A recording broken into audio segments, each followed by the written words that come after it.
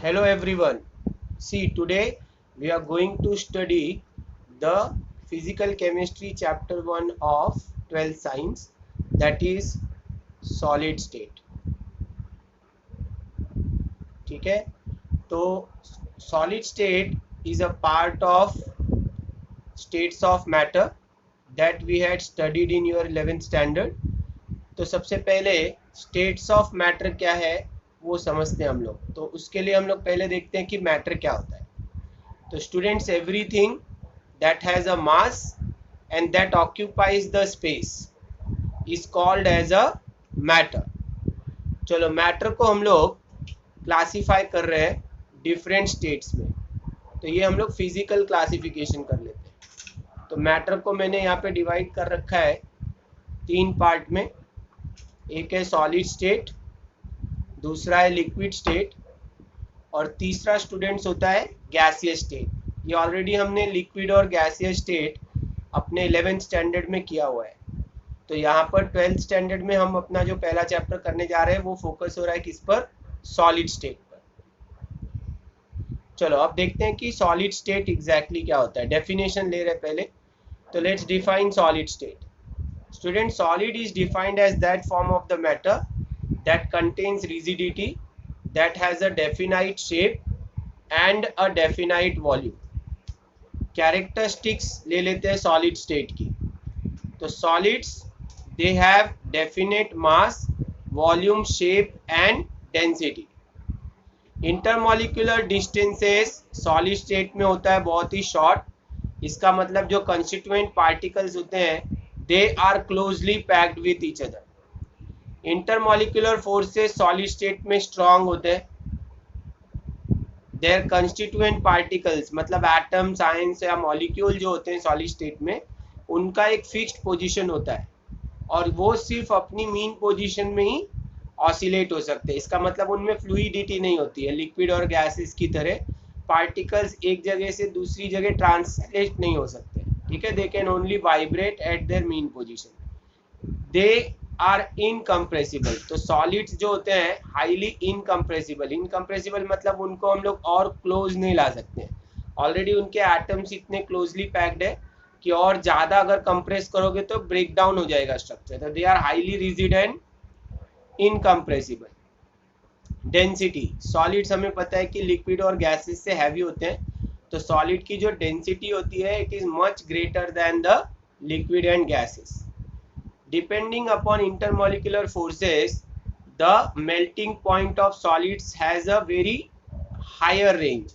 Means it will range from 0 like helium to a few thousand like in the diamond. ठीक है, तो they have a very long range for the different solids. तो ये सारी हो गई हमारी physical properties for the solid state. बहुत ही basic properties है ये. स्टूडेंट्स आगे बढ़ते हैं. अब हम लोग करते हैं क्लासिफिकेशन. ये एक इम्पॉर्टेंट पार्ट है कि सॉलिड्स को हम लोग क्लासीफाई कैसे करेंगे. तो मैं यहाँ पे क्लासिफिकेशन ले रहा हूँ. क्लासिफिकेशन ऑफ सॉलिड्स में हम लोग डिवाइड कर लेते हैं सॉलिड स्टेट को दो पार्ट में. पहला पार्ट है जिसको हम लोग बोलते हैं क्रिस्टलाइन सॉलिड, और जो सेकेंड पार्ट है हमारा उसको हम लोग बोलते हैं एमॉर्फस सॉलिड. ना क्रिस्टलाइन सॉलिड को हम लोग फिर से दो पार्ट में डिवाइड कर रहे हैं. एक होता है आइसोमॉर्फस सॉलिड और जो दूसरा होता है उसको हम लोग बोलते हैं पॉलीमॉर्फस सॉलिड. तो ये हो गया हमारा classification on the basis of arrangement of atom. तो स्टूडेंट्स, जो हमने सॉलिड स्टेट को एटम के अरेंजमेंट पे क्लासीफाई किया है, ये क्लासिफिकेशन है. सॉलिड को डिवाइड किया है क्रिस्टलाइन और एमॉर्फस में. क्रिस्टलाइन को डिवाइड किया है हमने आइसोमॉर्फस और पॉलीमॉर्फस में. चलिए अब देखते हैं सबसे पहले ये क्रिस्टलाइन सॉलिड क्या होता है. तो स्टूडेंट्स, क्रिस्टलाइन सॉलिड जैसा कि आप यहाँ पे एक डायग्राम देख पा रहे हैं, एक रेगुलर पैटर्न होता है. यहाँ पर आप देखो तो जो एटम्स है वो एक कैरेक्टरिस्टिक ज्योमेट्रिकल पैटर्न में अरेंज है. इसका मतलब उनमें एक फिक्स्ड ऑर्डर है और ऑर्डरली पैटर्न है. तो ये क्रिस्टलाइन सॉलिड का एक नेचर है. तो डेफिनेशन ले लेते हैं कि क्रिस्टलाइन सॉलिड क्या होता है. The crystalline solid contains large number of small crystals, each of them having a definite characteristic geometrical shape. Students, in a crystalline solid, the atoms arrangement of the particles, the constituent particles like atoms, ions or molecules, they are in the ordered manner. जैसा कि आप यहाँ पे diagram में देख पा रहे हो, हर एक एटम जो है वो एक पर्टिकुलर ऑर्डर में है. नाउ क्रिस्टल्स के अंदर लॉन्ग रेंज ऑर्डर होता है. इसका मतलब उसका जो रिपीटिंग पैटर्न होगा ये बहुत लॉन्ग रेंज तक एक रिपीटिंग ऑर्डर में ही रहेगा. They will repeat themselves in a very long range. Examples, तो एग्जाम्पल जो हमारा क्रिस्टलाइन सॉलिड का है वो है NaCl क्वार्ट्स. हम लोग बहुत सारे सॉल्ट्स किसी को भी क्रिस्टलाइन ले सकते हैं, जैसे copper sulphate, ammonium nitrate, they all are crystals. तो students, crystalline solid, these are the solid और the crystals that has a regular arrangement. ये चीज ध्यान में रखो, इनमें एक ऑर्डर पैटर्न होता है. चलो अब आते हैं हम लोग अपने सेकेंड टाइप पे, एमॉर्फस सॉलिड. जैसा कि इसके नाम में ही पता चल रहा है, एमॉर्फस. एमॉर्फस मतलब जिसमें कोई डेफिनेट फॉर्म नहीं होता है, ऐसे सॉलिड्स को हम लोग बोलते हैं एमॉर्फस सॉलिड. नाम से पता चल रहा है एमॉर्फस मतलब कोई रेगुलर पैटर्न या रेगुलर अरेंजमेंट नहीं है इनमें, no form, no particular arrangement, तो इसी को हम लोग एमॉर्फस सॉलिड बोलते हैं. चलो यहाँ पे देखो अब ध्यान से, तो एमॉर्फस सॉलिड में क्रिस्टल से बिल्कुल अपोजिट स्ट्रक्चर है. यहाँ पर कोई भी अरेंजमेंट रेगुलर नहीं है स्टूडेंट्स. तो देखो जैसे हमने पिछली बार देखा था तो एक रेगुलर पैटर्न दिख रहा था, लेकिन एमॉर्फस में कोई रेगुलर पैटर्न नहीं होता है. तो ये कैरेक्टरिस्टिक्स है एमॉर्फस सॉलिड्स का. एमॉर्फस सॉलिड्स में arrangement of constituent particles that is atoms, molecules और ions are short range order. मतलब इनमें अगर कोई ऑर्डर होगा भी तो एक बहुत ही कम पीरियड के लिए होगा और उसके बाद वो इरेगुलर अरेंजमेंट हो जाएगा. In such an arrangement, a regular and periodic repeating pattern is observed only for a short distance. तो बहुत लॉन्ग रेंज में नहीं मिलेगा. ऐसे सॉलिड्स को हम लोग स्यूडो सॉलिड्स बोलते हैं. स्यूडो मतलब फॉल्स, ठीक है, क्योंकि इनमें जो कैरेक्टरिस्टिक्स होता है वो बिल्कुल सॉलिड की तरह एग्जैक्टली नहीं होता है. तो such portions are scattered and in between, मतलब जो रेगुलर पैटर्न है वो होगा भी तो स्कैटर्ड होगा और बाकी का पैटर्न जो होगा वो हाईली डिसऑर्डर्ड होगा. एग्जाम्पल्स, हमारे पास बहुत सारे एग्जाम्पल है एमॉर्फस सॉलिड्स के. ग्लास है, रबर है, प्लास्टिक्स है, एमॉर्फस सिलिकॉन है.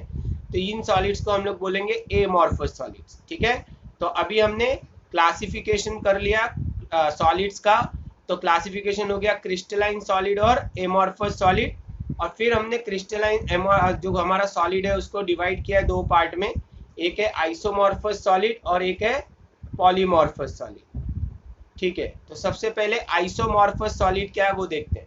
क्रिस्टलाइन सॉलिड के दो पार्ट है. आइसो मतलब होता है सेम, मॉर्फस मतलब होता है फॉर्म. तो स्टूडेंट्स, दो या दो से अधिक सॉलिड्स जिनका सेम ज्योमेट्रिकल स्ट्रक्चर होता है उसको हम लोग बोलते हैं आइसोमॉर्फस. ठीक है, तो definition, isomorphous solids, these are the crystalline structures having the same geometrical pattern. ठीक है, यहाँ पर डेफिनेशन है सबसे लास्ट पॉइंट में देखो, टू और more substances having the same crystalline structures are called isomorphous. अच्छा, आइसोमॉर्फस सॉलिड्स में एटॉमिक रेशियो सिमिलर पाया जाता है, उनके केमिकल प्रॉपर्टीज भी आइडेंटिकल होते हैं और उनका मॉलिक्यूलर फॉर्मूला भी एक जैसा होता है. जैसे यहाँ पर कुछ एग्जाम्पल्स आपको दिख रहे हैं, NaF और MgO. तो अगर मैं इसका एटॉमिक रेशियो लूँ तो मुझे 1:1 मिल रहा है, मतलब एक एटम Na का है और एक फ्लोरीन. सिमिलरली मैग्नीशियम और ऑक्सीजन, तो एटॉमिक रेशियो सेम है, इनका फॉर्मूला भी एक जैसा ही दिख रहा है. जैसे NaNO3 है तो उसी पैटर्न में CaCO3 भी है और इनकी केमिकल प्रॉपर्टीज भी सेम होती है. स्टूडेंट्स, लेकिन एक चीज ध्यान में रखो कि एटॉमिक रेशियो का सेम होना, केमिकल प्रॉपर्टीज का सेम होना और इनके फॉर्मूला का एक जैसा दिखना is not the necessary condition. Isomorphism का नेसेसरी कंडीशन है सेम क्रिस्टलाइन स्ट्रक्चर होना चाहिए. तो दो सॉलिड्स जिनका स्ट्रक्चर सेम है वही आइसोमॉर्फस होता है. एक क्वेश्चन है जैसे कि KCl और NaCl, क्या ये दोनों आइसोमॉर्फस है? क्योंकि अगर KCl और NaCl देखो तो उनका एटॉमिक रेशियो सेम है, उनका फॉर्मूला सेम है और उनकी प्रॉपर्टीज भी नियरली सेम है. लेकिन KCl और NaCl आइसोमॉर्फस नहीं होते हैं. क्या रीजन है? क्योंकि उनका क्रिस्टलाइन स्ट्रक्चर सेम नहीं होता है. तो स्टूडेंट, जो इंपॉर्टेंट कंडीशन है आइसोमॉर्फिज्म की वो है कि उनका क्रिस्टलाइन स्ट्रक्चर सेम होना चाहिए. उसके बाद अगर उनका एटॉमिक रेशियो सेम है, प्रॉपर्टीज सेम है या फॉर्मूला आइडेंटिकल है तो वो सेकेंडरी प्रॉपर्टी है. लेकिन प्राइमरली प्रॉपर्टी जो आइसोमॉर्फिज्म को डिसाइड करेगी वो है कंस्टिट्यूएंट पार्टिकल्स का अरेंजमेंट। अगर उनका अरेंजमेंट एक जैसा है then only they are called isomorphous. तो finally once again, two or more substances having the same crystalline structures are called isomorphous। चलिए अब आते हैं अपने क्लासिफिकेशन के आखिरी पार्ट पर, पॉलीमॉर्फिज्म। तो स्टूडेंट्स पॉलीमॉर्फस का मतलब क्या होता है? अगर एक ही सब्सटेंस बहुत सारे फॉर्म्स दिखाएगा तो उसको हम लोग बोलते हैं पॉलीमॉर्फिज्म। ठीक है, पॉलीमॉर्फिज्म को ही हम लोग एलोट्रॉप्स भी बुलाते हैं। तो स्टूडेंट्स अब देखो पॉलीमॉर्फिक फॉर्म्स, कार्बन के पास दो पॉलीमॉर्फिक फॉर्म्स है, एक है ग्रेफाइट और दूसरा होता है डायमंड। ऐसे ही हमारे पास सल्फर है जिसके दो पॉलीमॉर्फिक फॉर्म्स है, एक है रोम्बिक सल्फर और दूसरा है मोनोक्लिनिक सल्फर। और पॉलीमॉर्फिक फॉर्म को ही हम लोग और एक नाम से बुलाते हैं एलोट्रॉपिक फॉर्म। तो आज के इस सेशन में हमने क्लासिफिकेशन कर लिया है। एक बार फिर से ध्यान रखो कि क्लासिफिकेशन ऑफ सॉलिड्स जो है उसके दो टाइप्स हमने दो पार्ट किए हुए हैं, क्रिस्टलाइन और एमॉर्फस। क्रिस्टलाइन का दो पार्ट किया है हमने, पॉलीमॉर्फस और आइसोमॉर्फस। ठीक है स्टूडेंट्स, तो ये सेशन यहाँ पर एंड होता है। Thank you.